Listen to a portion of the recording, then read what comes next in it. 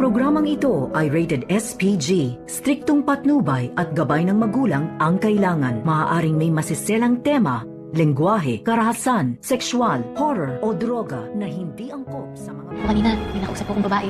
Kilala niyo daw po kayo, dinalaw niyo po kayo. Bakit ikaw lang yung nandito? Nasaan yung kapatid mo? The not so good na Tanya. Narito na nga ang ating pakaabangan ngayong Huwebes sa abot kamay na pangarap. Nakumpirma nga dito ni Giselle itong sapatos na sinuot ni Zoe sa gabing iyon na nahulog nga sa bangin itong si Don Pepe. Subalit hindi nga pinapaniwalaan ni RJ ang ebidensya nga na nakita nila sa loob ng kwarto dito ni Zoe dahil nagmamakaawa nga itong si Zoe at namanipula na naman itong si RJ. At sinabi nga ni Zoe sa kanila na oo nang doon daw siya nung nahulog itong si Don Pepe dahil naghahanap din daw siya dito kung sino itong salarin na gumawa dito kay Don Pepe. Yun nga ang palusot dito ni Zoe. At dito naman na nagmamakawa si Zoe na sana daw ay siya na lamang ang nakumatos at mawala kaysa kay Lolo Pepe. At dito na humingi ng pasensya itong si RJ sa kanyang anak.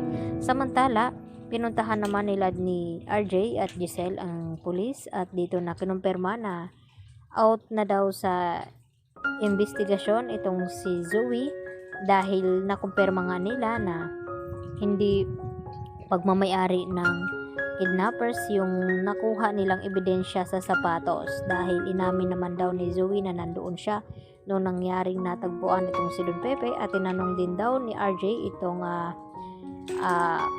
bossing ni Zoe sa Apex at nakumpirma na umalis nga daw itong si Zoe ng gabing iyon kaya hindi malabo na may kilalaman itong si Zoe sa nangyaring ang aksidente kay Don Pepe.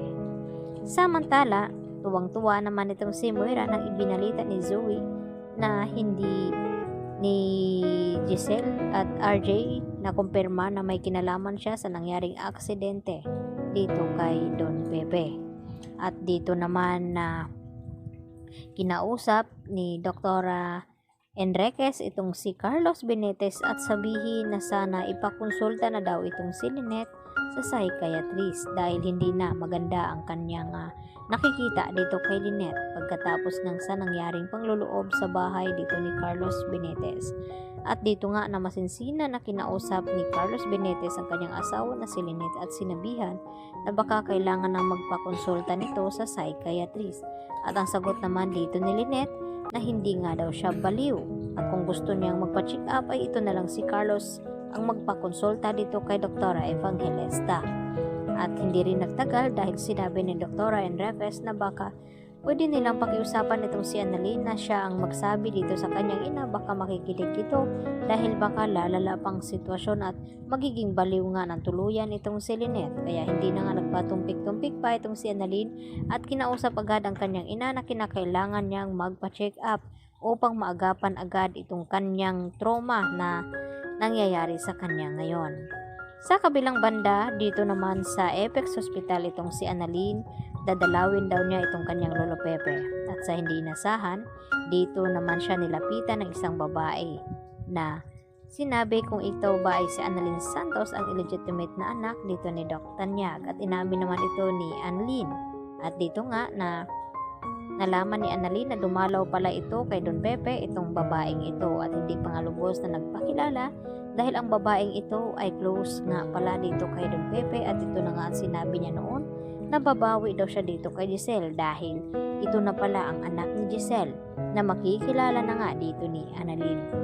At nagtanong itong si Chusin dito nga kay Annalyn kung nasaan daw itong si Zoe na hindi maganda ang pag-ugali na kung bakit itong si Annalyn lamang ang nagbabantay sa kanyang Lolo Pepe.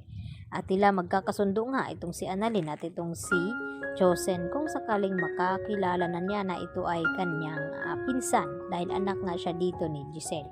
Yan po ang ating patuloy na pakabangan bukas mga kapuso, dito lamang yan sa abot kamay na pangarap. Yan lang po at marami pong salamat sa inyong pananatiling panonood dito sa aking munting channel. Hanggang sa muli, marami pong salamat. Bye!